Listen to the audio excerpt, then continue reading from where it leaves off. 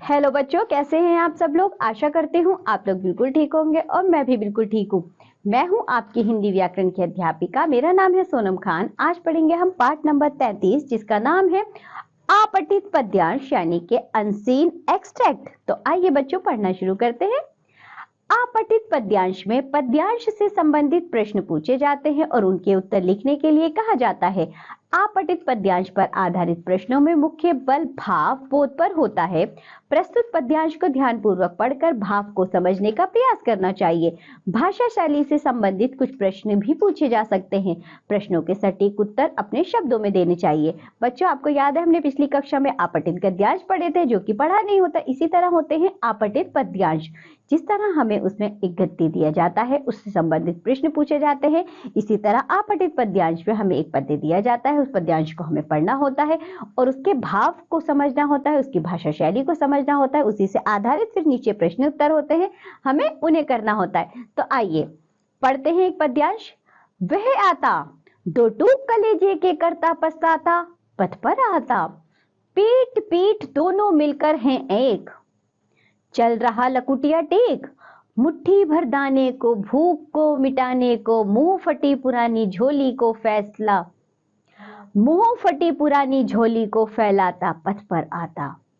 साथ में दो बच्चे भी हैं सदा हाथ फैलाए, बाएं से वे मलते हुए पेट को चलते और दाहिना दया दृष्टि पाने की ओर बढ़ाए।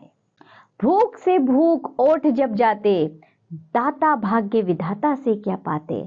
घूट आंसुओं के पीकर रह जाते, चाट रहे झूठी पत्तल वे कभी सड़क पर खड़े हुए, और झपट पड़ने को उसने कुत्ते भी हैं अड़े हुए।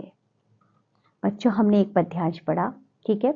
अब जो हमने पद्यांश पढ़ा है उससे आधारित प्रश्न उत्तर देखेंगे। उपयुक्त पद्यांश को पढ़कर नीचे दिए गए प्रश्नों को उत्तर दीजिए। प्रस्तुत पद्यांश में किसका वर्णन है? चोरी करना, भीख मांगना, मजदूरी करना या उधार मांगना।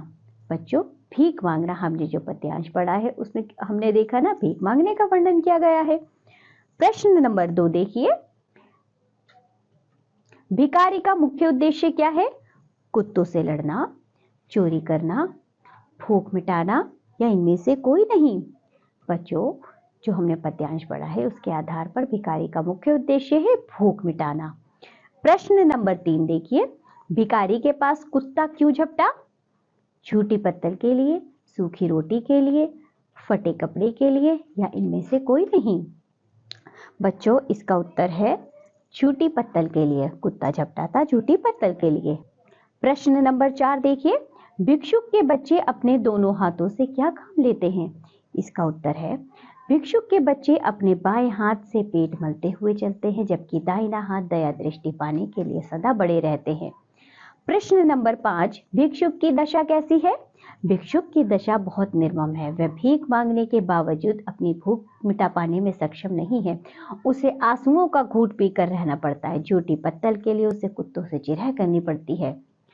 तो बच्चों, हमने पढ़ा ये पद्यांश, उससे आधारित कुछ हमने प्रश्न उत्तर भी देखे। नीचे इसी तरह कुछ और भी पद्यांश दिए जा रहा है, आप उन्हें पढ़ेंगे और उससे संबंधित प्रश्नों के उत्तर देंगे। ये पाठ होता है हमारा यहाँ समाप्त। आज हमने जो भी पढ़ा आप लोग उसका अच्छे से अध्ययन करेंगे, खूब अभ्यास करेंगे। अब हम मिलेंगे आपसे अगली कक्षा में, तब तक के लिए बाय बच्चों।